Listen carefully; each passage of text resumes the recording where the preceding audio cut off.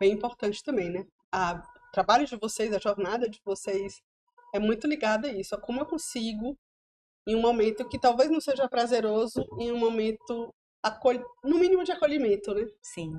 Porque não é fácil, como o Paulinho falou, né? A gente não quer passear por lá.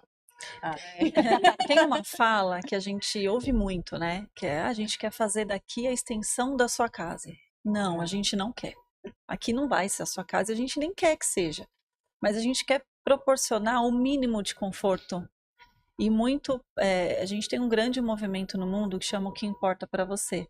Depois, se vocês tiverem curiosidade, procurem isso na internet. É muito É um legal. movimento do centro. É um movimento, O Que Importa Pra Você, que é um movimento mundial. Ele não é destinado a um hospital específico. Entendi. E aí os Legal. hospitais têm feito muito esse movimento, que é olhar, né, aproximar esse profissional da saúde para uma escuta ativa, atenta para os desejos do paciente. Quando eu falo desejo, eu não estou falando de uma comida gostosa, da visita de um cachorro. A gente também faz isso lá no AC. E a gente também acha que isso é importante, né? Poder levar o pet para visitar o seu Tô, né? tutor. Mas é também, de repente, em como que eu entro no quarto? Será que ao entrar no quarto de um paciente eu preciso abrir aquela porta, acender a luz? Será que eu perguntar para ele o que importa para ele é só um desejo? Ou é uma coisa simples?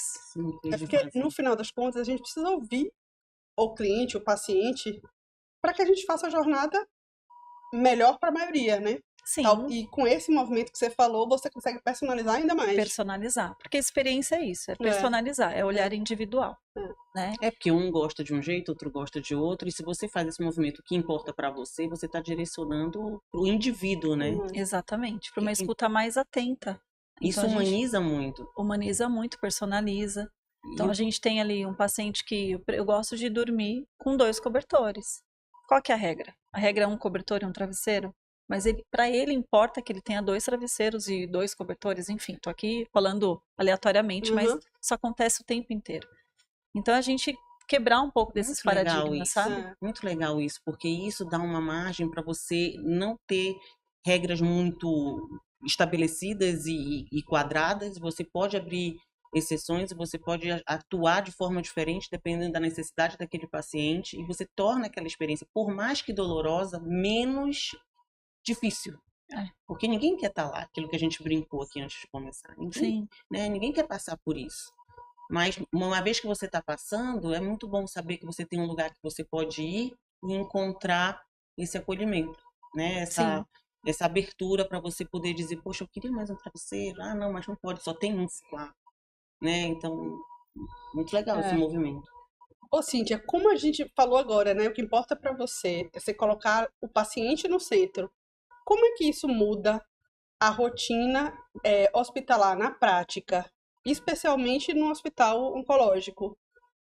E se você puder, divide um case com a gente, assim, pra gente colocar um pouco mais, assim, pra gente que De conhece prática, pouco, né? né? Pra gente conhecer um pouco melhor o mundo Colocar um hospitalar. flow, né? Colocar o flow. Ligar o flow É, lá no hospital. É, sim.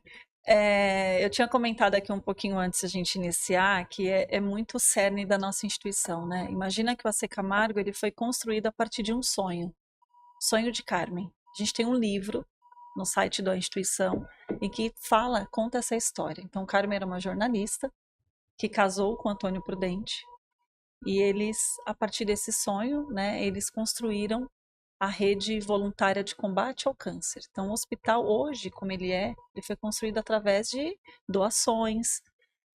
E ela sempre depositou muito esse amor na instituição. Então, isso já vem há 72 anos como uma história, é cultura. E quando a gente fala desse O Que Importa para Você, que é o movimento, por exemplo, a gente percebe que é do dia a dia, não tem muito esforço. A gente olha uma enfermeira, às vezes a gente precisa, né, falar assim, tem que parar um pouco, porque a gente está muito. E lá a gente já tem isso do dia a dia mesmo. Então é muito simples fazer isso, faz parte da nossa cultura, mas aí eu estou falando muito de AC Camargo, né? Então acho que é um desafio para o sistema de saúde como um todo, a gente trabalhar essa humanização, esse acolhimento, essa cultura centrada em pessoas, em pensar no ser humano para além da doença. Então, isso a gente faz no dia a dia. Tenho muitas histórias, muitas. Mas eu vou contar uma história aqui que teve não tem um desfecho bom, mas a partir disso, a gente criou outras coisas. Então, por exemplo, a gente teve uma paciente, mãe de um paciente, paciente adulto, ele faleceu com a gente. E a experiência da morte não foi muito legal para essa mãe. E não estou dizendo só sobre a perda, estou dizendo sobre a experiência do óbito, né? Desde quando a gente recebe a notícia, até quando a gente faz a preparação do corpo, até quando a gente trabalha toda a documentação. E essa mãe que viveu com a gente por 8 anos a doença do filho, a jornada do filho, tiveram muitas experiências boas, outras nem tanto. Chegou no momento que ela mais precisava, ela não foi acolhida da maneira que ela entendia que era o ideal. E a gente não cabe julgamento, porque o que é ideal para mim não é ideal para você. Então, a gente pegou dessa experiência, dessa paciente, dessa acompanhante, para transformar o fluxo e acolhimento pós-óbito. Então, hoje a gente tem um grande grupo de trabalho, que tem muitas equipes feitas a milhões de mãos, com médicos, pessoas da assistência, administrativos, que a gente consegue trabalhar um fluxo que seja um pouco mais redondo, mais humanizado, que olhe para o paciente, né, para esse acompanhante naquele momento de dor, para falar, olha, qual que é o tempo que o senhor precisa, que a senhora precisa para se despedir do seu ente querido? Porque o hospital é um negócio, né? Sim. A gente precisa girar o leito, não precisa tirar o corpo do leito para que outro paciente entre. Mas esse giro de leito, quando tem um óbito, a gente precisa cuidar dessa família. Sim. É muito sensível, É né? muito sensível. Eu não posso falar para uma mãe que acabou de perder o filho que ela só tem 10 minutos para se despedir. Então, essa experiência me tocou muito, por isso que eu trouxe aqui para dividir com vocês, porque não foi uma experiência legal, mas ao mesmo tempo, ela trouxe ela aprendizado. trouxe um aprendizado assim fenomenal para a instituição inteira.